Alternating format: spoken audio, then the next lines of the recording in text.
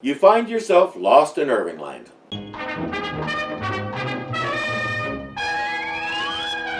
Last time, the keeper wanted to add Will and Penny to his collection of unusual creatures from around the universe. The Robinson family took exception to the idea and managed to thwart the keeper's plan. But later that night, the keeper exited his ship and Dr. Smith snuck in with the robot. The nefarious Dr. Smith now planned to steal the monstrous space vehicle and return with it to Earth. Here's a question. Suppose he does manage to commandeer the ship and get it into orbit around Earth. What do you suppose every militarized country on the planet is going to do when they see that thing hanging over their heads? Hint, they won't assume it's Zachary Smith returned from who knows where. I hope its shielding can withstand an atomic missile, or several. Through his usual bungling, Dr. Smith managed to release all the horrible and dangerous creatures in the Keeper's collection. He's now taking definitive action. He's hiding behind a rock and screaming.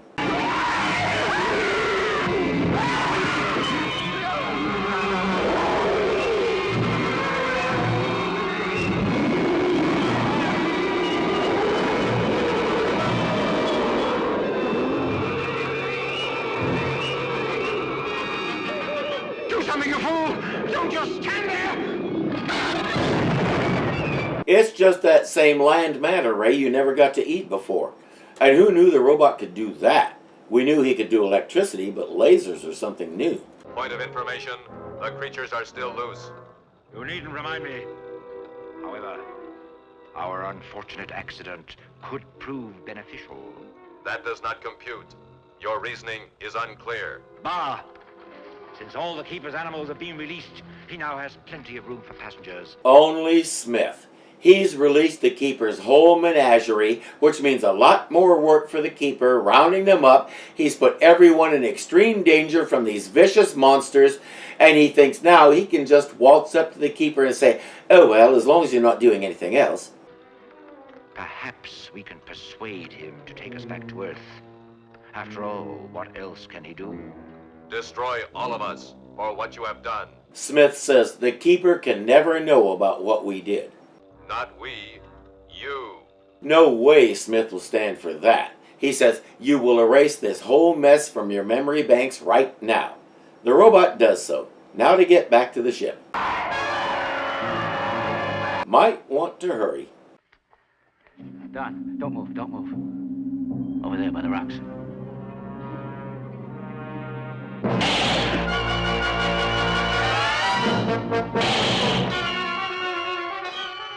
Look at the size of that thing.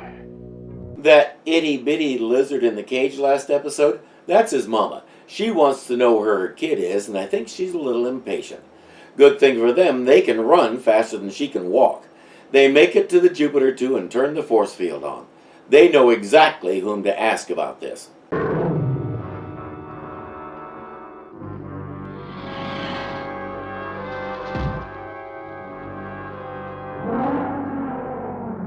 You wish to speak to me, Professor? Yeah, what can you tell me about that? Smith claims ignorance, but as usual, he has his lying face on when he says it. We've learned to recognize that expression very quickly. Dr. Smith, if you're hiding anything from me, I resent your innuendo, sir. You're not exactly George Washington when it comes to telling the truth, Smith. Mind your manners, Major. And he gets super indignant when he's caught lying. Keep us up there. You'll be torn to pieces by that lizard. You guys really do not pay attention. He caught it in the first place. You've seen how he controls the animals with that stick. I command you to sleep. Sleep, gentle creature. Sleep now. I command you. And you can see he has a spare stick, so start putting it together. 1 times 1 is 2. Basic. He drives the big monitor lizard away with his cosmic power, then walks right through the force field and up to the door. I should destroy all of you now, reduce you to pitiful grains of dust which the winds would blow away across the wasteland of this planet. I'm sure the young man meant no harm. Let us all try to keep our tempers and act like intelligent beings. Intelligent beings, you flatter yourself. You are less than the insects which I crushed beneath my heel as I walk. He's been trying to tell you that from the start, Doctor. He considers you a hairless ape, nothing more. He applies some appropriate coercion and Smith confesses. He says, I did it for all of us so there'd be room for us on the ship and he could take us home. In other words, he's still not telling the truth. If he had the good sense to admit it was an accident and apologize, things might go more smoothly. But it's never his fault. You have released hundreds of animals. They will eventually take over this planet. You will not be able to perform the most simple task outside without being exposed to danger. You will have to take us back to Earth now, won't you? It wouldn't be humane to leave us here to die. You not only act like a fool, you talk like one. He just told you that you're less than insects to him, and you're still trying to appeal to him as an equal. But guess what? I have somewhat less concern for the bug on my windshield than I have for my neighbor next door. Maureen says, can't you summon the animals back with your stick? He says, yes, all except the ones that have already become prey for the big ones. So I've lost some specimens, but I've gained some new ones. You are to give me the children, Penny and Will. If not, I will leave you at the mercy of the animals. Think about it. Penny and Will in exchange for your lives. That's easy. Bring on the animals, just haul your own carcass off this planet and leave us alone. That's pretty much what they tell him, and I'd say much the same thing if it came from my kids. Except I'd make sure I had that slingshot handy. That's a weapon he can't seem to defend against, but they're not smart enough to use it a second time. Too bad. Keep using it and find out how many spare sticks he really has. They dismiss him and head to the ship.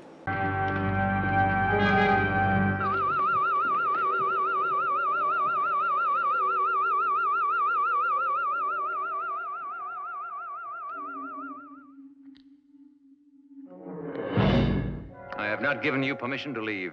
He says, I need you. Come to my ship this afternoon. Smith says the animals will have me for supper before I get 10 feet. With this, you can walk among all the creatures without danger. That afternoon, he gets to test it.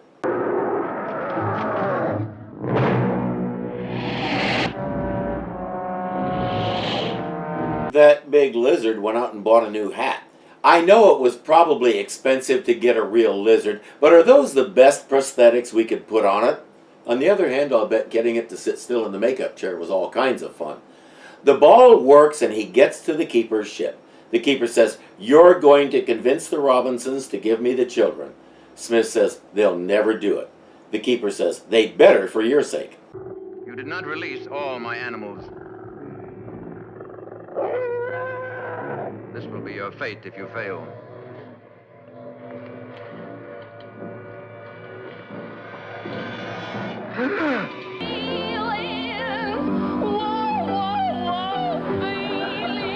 He foresaw a horrible future. Judy has another idea, and she's running it by Don.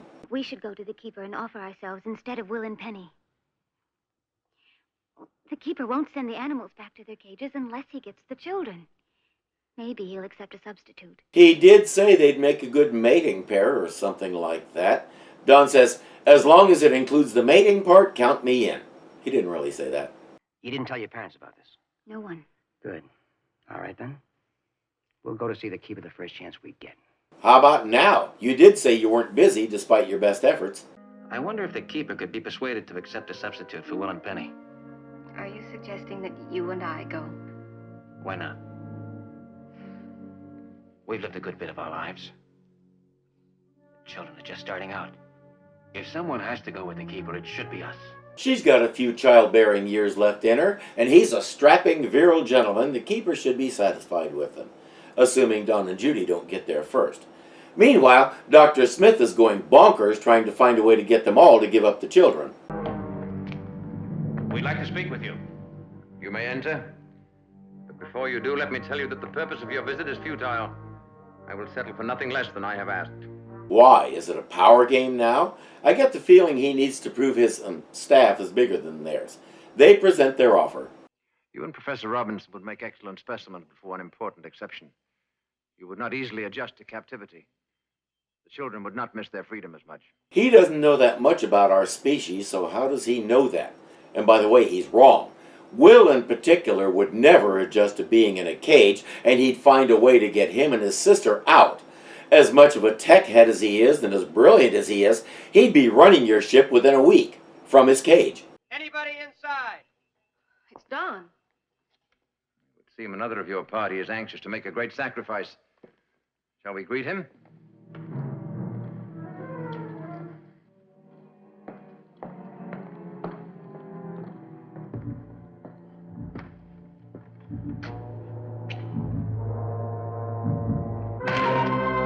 I have a feeling John just broke the keeper's spare stick. He says no to Don and Judy as well, and the two couples leave.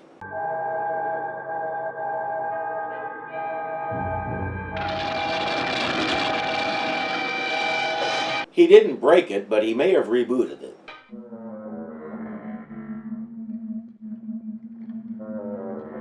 Send me the children. I wish I knew how to edit better. I would love to alter that scene so Maureen's arm comes up and goes.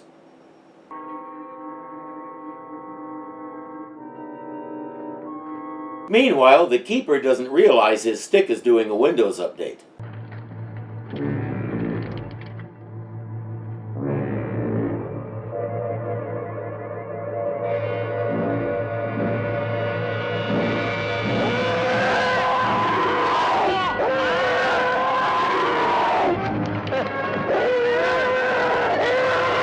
On the ship, Dr. Smith is demonstrating his impeccable bedside manner. My dear child, your mother and father have gone to offer themselves as specimens in your place. What about Judy and Dawn? They, too, have ventured forth with the same purpose in mind. I hope they come back soon. We must face reality. They may never return. Impeccable. Delicate, sensitive, attuned to their emotions so he doesn't upset them, a model for physicians everywhere. He convinces them to go to the keeper and basically tug on his heartstrings. Dr. Smith knows perfectly well that the keeper doesn't have any, but when has that sort of thing ever stopped him? You find anything? Not a trace, and Smith's gone. You thinking the same thing I am? Exactly. Look, Don and I will keep looking for them. We'll split up. You take the chariot and search the east area of the woods. I'm on my way. Don't worry, we'll find him. Just go straight to the keeper's ship. You know that's their destination. Why all the rigmarole? Once the men are gone, Maureen heads out on her own to look too. Well? Harry? Didn't John tell him to take the chariot?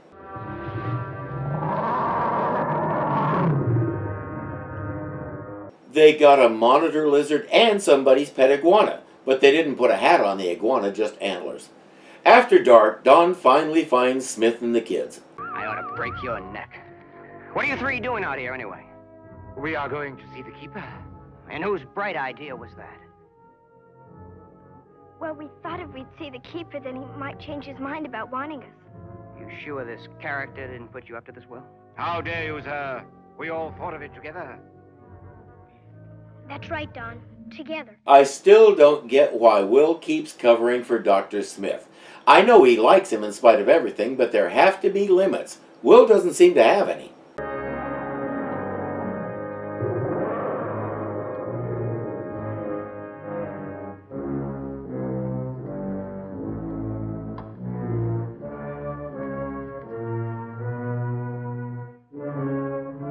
By now, it shouldn't be surprising that the men are out wandering around hoping to bump into them, while the woman goes straight to where she knows they're going to be going. Granted, Don did bump into them, but it's the principle of the thing. Mr. Keeper?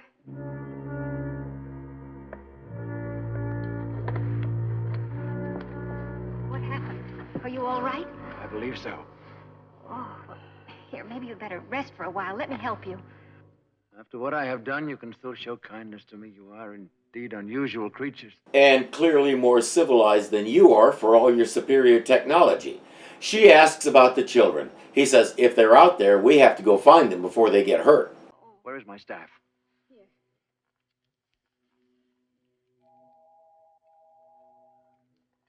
Come, let us search for them. Windows update complete. Windows loading. Please enter your password. They shouldn't be too far away because Smith has to stop every 10 steps and whine about his sore feet.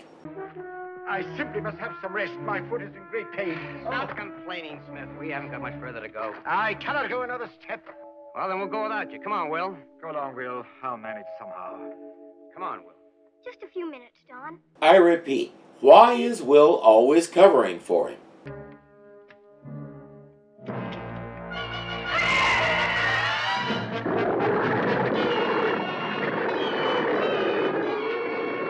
There's a guy who can get sore feet 4 times worse than yours. Don says, the chariot is just over that rise. On my signal, run for it. Wait for me!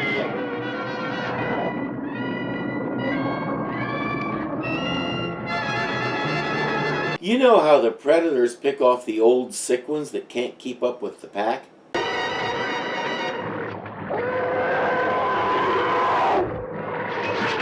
Close the hatch! Close the hatch!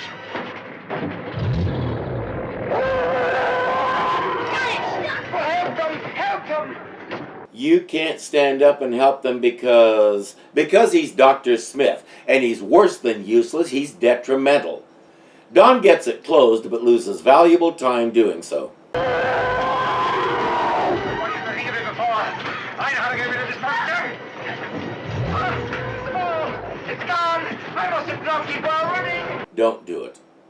Don't do it. Don't do it.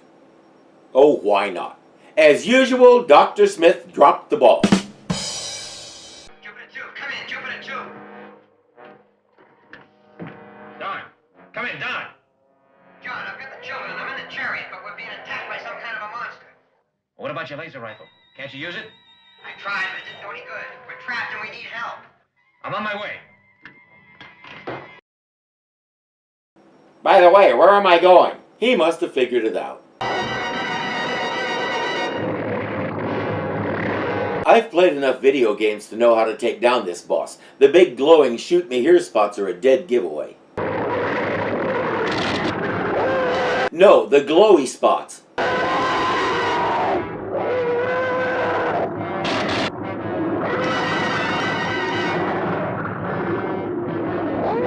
If you're just going to keep shooting his armor, we're going to be here all day. His shots are somewhat effective because the critter let go of the chariot. Now it's coming after him, and I don't think it wants to pat him on the back and say nice shooting.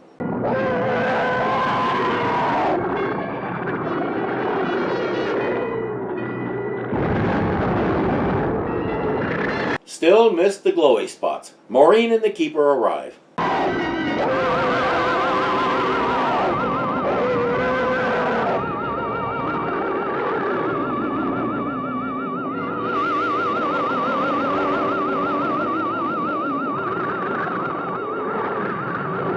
He sent it back to the chariot, where it dragged the children out and carried them off.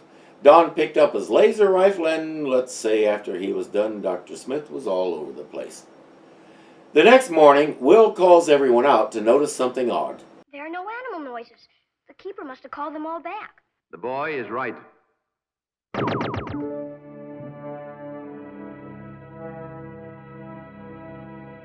All the animals are safely in their cages on my spaceship. All except one. As a reminder of my visit here, I am leaving this creature with you. We've had enough trouble with your monsters. Take them away. My money's on that tiny little lizard. Nice talking to you. Oh. It is a fitting punishment for the trouble you have caused me. Now I bid you farewell. The last time we saw Michael Rennie here at the zoo, he was playing the Sandman, sort of a second-tier villain who teamed up with Catwoman to square off against Batman and Robin. He didn't get to do a whole lot there, but this time he was able to take full advantage of that confident, almost swaggering demeanor he can project. And he even got to overplay it a little.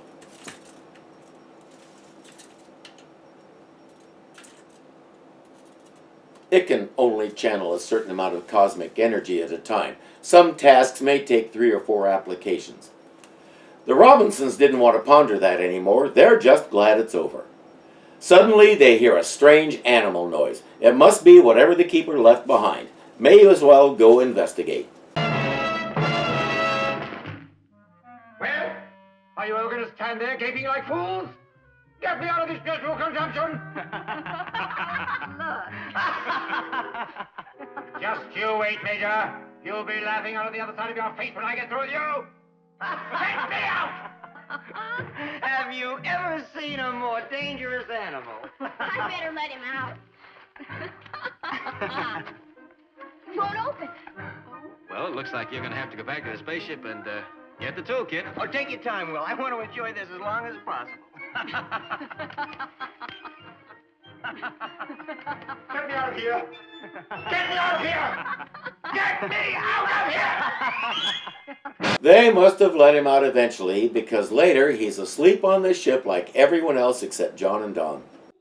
Unidentified flying object of vehicular nature is in approach pattern. I don't see anything. That's why you have the robot. He has eyes that you don't. The scanner alarm. Told you. I don't remember if they ever figured out to listen to the robot, but they sure haven't figured it out in this first season. Whatever that was, it came in fast. Better check it out. Check the force field. Break out the laser guns, just in case. You, check the robot. Surely you don't expect me to go out there, alone, unarmed, defenseless? You'll be protected by the force field. Force field indeed. I'll go with you, Dr. Smith. Thank you, my boy. Don't worry, Dr. Grown-Up. The big, strong 9-year-old will protect you from the boogeyman. On second thought, you know as much about the robot as I do. You might as well go and... Come along, let's get on with it. The robot says it's a ship, it's not from Earth, and there are 2 entities aboard.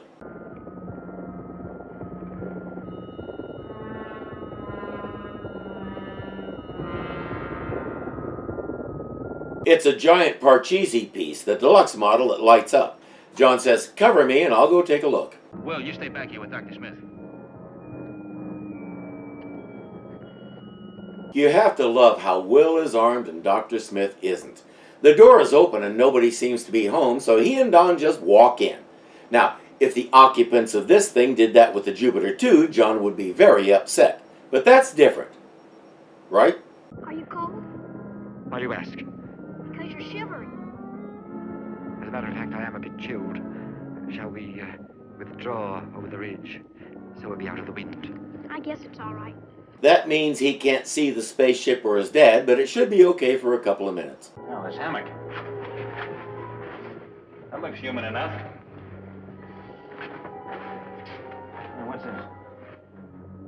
A.P. Tucker. How could A.P. Tucker be? The guy who owns the place you're currently trespassing in? And what would he be doing on a ship like this? John, the door! Will is tired of Dr. Smith stalling, so he heads back without him. Smith won't even notice for several moments. Lead with the left, cross with the right. Dance away. Jab. Jab. Now for the finale. A left hook. He's going down. A stiff uppercut. Will, you didn't happen to grow an extra head in the past few minutes, did you?